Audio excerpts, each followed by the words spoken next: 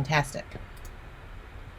So we have updated the link in Schmidt Resources so that our agents aren't confused, because we know as ASCs and RSCs and accounting staff, we log into the Citrix world of account tech.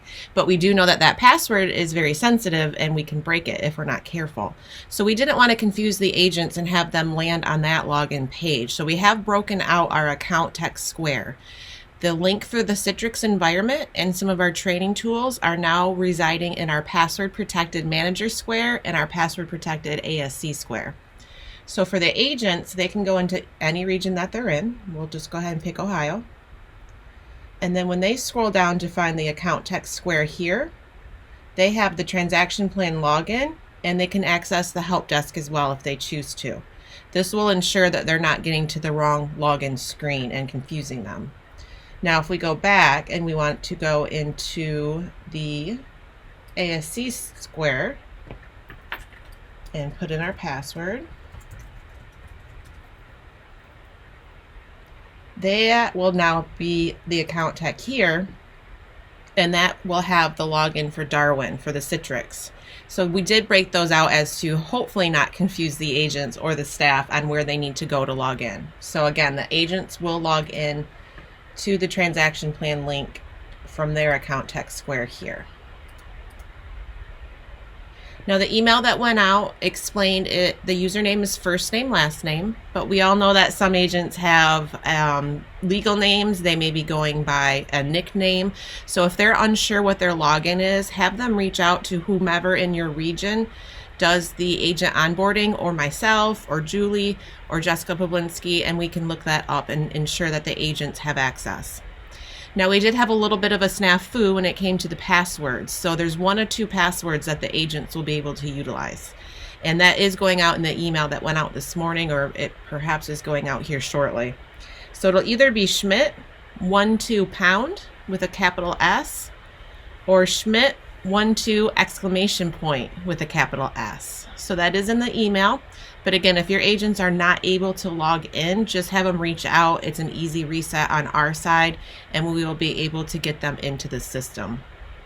Now, just like for us, every 90 days, due to security purposes, the system will prompt them to put in a new password, which we've all seen that right here. So this is the screen that they do see when they will first log in with that temporary password, which is either Schmidt 12 # or Schmidt 12 exclamation point, and then they'll be able to put in their own password here. They can save it in their browser if they choose to, write it down, however they remember their passwords. But every 90 days, the system will prompt them for a new password. And that's just a security feature, just like a lot of different browsers, websites, platforms do have in place. So this is the screen that they will see when they first go there, put in that temporary password. They'll have to set their own password, and then they'll be able to access the information. So let me switch over to an agent account so you'll see what an agent would see.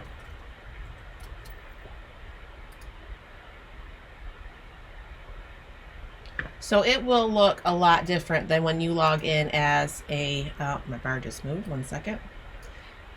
When you log in as an agent, it looks a lot different than when you log in as either a manager or a staff person. So this is what they see here. So this is kind of confusing, right? Because you would think you're in reports, okay, there should be a list of reports here. You have to click on all. So once the agents click on all, and it doesn't want to seem to work for me, it's thinking.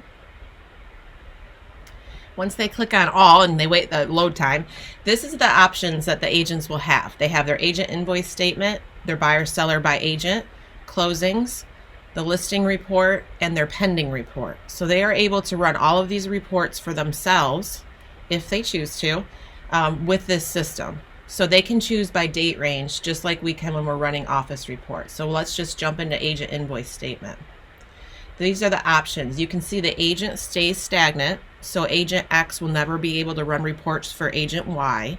The agent will always stay in there. And then you can pick dates all, yesterday, last week, last month, last quarter. But you can also type in a date range as well. So if we want to just say last quarter, the agents will click run, and then the report will come up.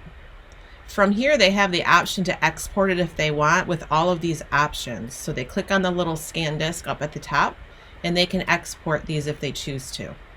They can also print right from the screen as well. When running like a closings report, there is an extra step that is kind of hidden, and it's not always apparent to the agent that they need to click to expand the report to get further information. So in the closing by agent report, if we just want to go to last quarter again, you don't have to change any other settings if you don't choose to. Again, that agent stays static in there. No way to change that for the agent. And click run on this screen.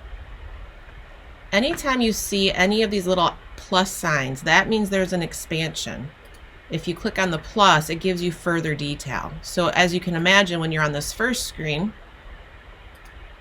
let me go back, there's not detail here, right? They don't know what closed, which one had that much company dollar, or what it might be. So if they click on the plus sign, that's where they're going to get further detail.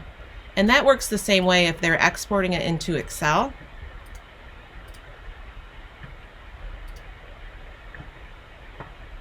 Let me pop that over to the screen.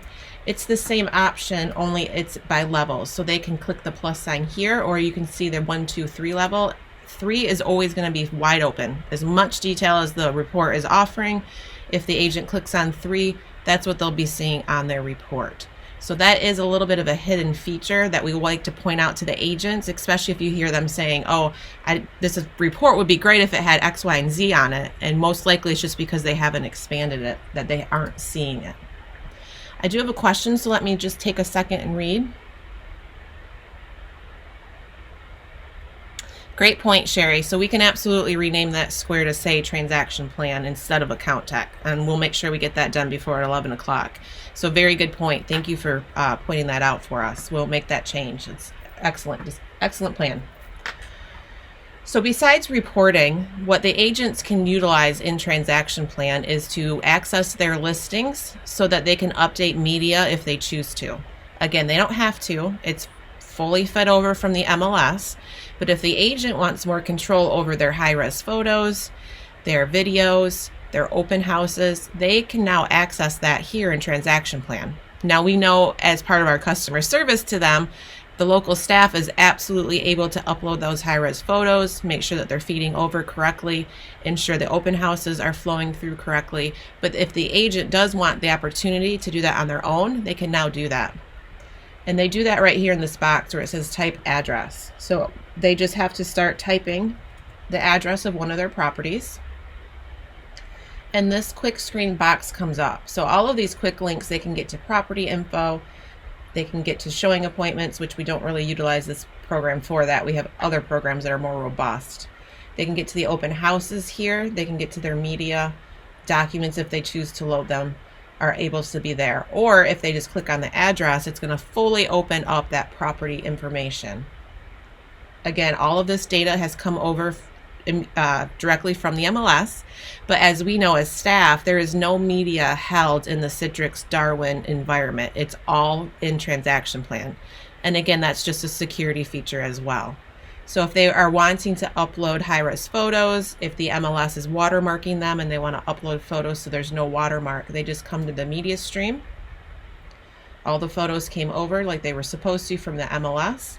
But if they want to edit multiple photos, they can click here. If they want to add multiple photos, they can click there. This is how they can add videos.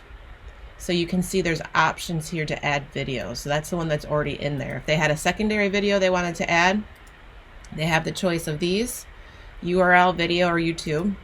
And then what that is it a listing link? Is it a video walkthrough? Or is it a virtual tour?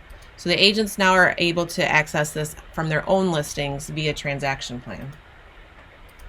Now we know with like any other new program, access is always the hardest part, right? So we just ask for patience. Send us a list. If you have 3 or 4 agents after training that can't get in, send it to myself. I'll work with Jessica and Julie and some of the other people, and we'll make sure that we get them access so that they are able to get to the reports should they choose to run them. Now, once they have a closing, the data should automatically flow over to their reports pretty much immediately. So the transactions processed in account tech, The ASC does their portion, regional commission specialist does their portion. It goes to the closing department regionally, and then once that's marked as closed, it will show up in their reports here in TransactionPlan. And again, we just want to make sure that we're pointing out when they go to reports, it doesn't look like there's anything there, but they can click on all and they'll show up. We can also point out to the agents that if they would like to, they can drop and drag these over to the favorites. So once you click on it and drop and drag it right into that favorites part, it'll show up over here. So when they launch back into reports, they're over here. They don't have to click on all if they don't want to. So always a good tip for them. If they decide that's not a report that they're ever going to run and they don't want it in their favorites, they can just drop and drag it back over. And then they won't show up anymore under favorites. So again, we realize that not every agent will find this useful, but a lot of agents do like to be able to go and get their own data. So that is why we are rolling this out, so that all the agents are aware that it is now available. And if they choose to use it to run their own reports, they can absolutely do so. They just have to make sure that they have that username and password. So the training is today at 11 o'clock. It should be on all of your local education calendars. We will be recording it, just like we record most of our training. I've already had a few people reach out saying they absolutely think it's an awesome product, but they have a showing or a closing or whatnot. So we will ensure that we record that session for the agents and that we send it out after the fact. And it will also be the video that is part of our Blue Matter Monday email that goes out on Monday morning, because this training really was meant for you as managers and ASCs and RSCs. And then the 11 o'clock will be very much agent facing training. So if you have any questions, please let me know. We're ending here a few minutes early, which is never a bad thing, right? We did have a question. Will changes in a listing change it in the MLS? Great question, Mark. So the way that our feeds work is always forward facing. The MLS pushes out to our feeds in TransactionPlan, separate feed to Moxie, but they never backfill. So if you have a price change, if you're updating photos, they will not go from TransactionPlan back to the MLS. The MLS is your first point of data entry, and then that pushes forward. So great question. Thank you, Jessica. This is also where they can update their headshot. So we do know, again, data is not, or I'm sorry, media does not get put into the Citrix Darwin environment. So if they want to update their headshot on coldwellbanker.com, coldwellbankerluxury.com, cbcworldwide.com, they do have to update it here in TransactionPlan. Again, ASCs and RSCs can do it for them, but if they would like to update their headshot, they can do so as well. And bear with me, I've never done this from an agent view, so I do believe you go into Tools, Agent Roster, and then of course that's the only agent that will show up is yourself because you're in as the agent. So from here they can click on Upload Photo, find the photo that they have saved,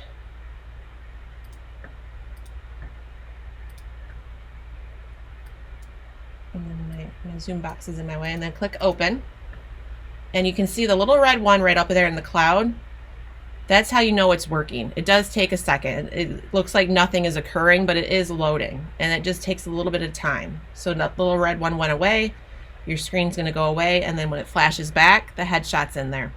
Again, any of our ASCs and RSCs and onboarding people can do this for the agent, but if the agent wants to do it themselves, this is what will feed their profile on those sites like coldwellbanker.com and CBC Worldwide. So thank you for pointing that out, Jessica. I'm going to add that to my notes for our 11 o'clock. Any other questions, comments? And to Sherry's point, we will get that square updated so it says TransactionPlan to try to, again, not confuse the agent so much. And if you as staff are looking for your links to yours, head to the ASC square or head to the manager square, and the exact same links can be found in both. So thank you guys so much for your time. Truly appreciate it. Oh, go ahead. Can an ASC jump on the 11 o'clock training for the agents? Is that okay? Yes, great question, Sharon. Yes, absolutely. If you guys want to hear the program that we're going to be putting on for the agents, absolutely. The link is on the education calendars. We would love to have you join as well. So yep, absolutely you can join. Great question. Thank you. Thanks. Well, all right, everyone. That's all we have for you today. Truly appreciate your assistance in getting our agents up and running if they choose so in this new product that we have for them. And I look forward to seeing you guys at 11 o'clock if you join in. And yes, Deanna, I will cover that. So there is an export of the buyers and sellers, and then you can export that to a CVS and upload it for Moxie. So I will make sure that I make note of that too. So thank you, Deanna.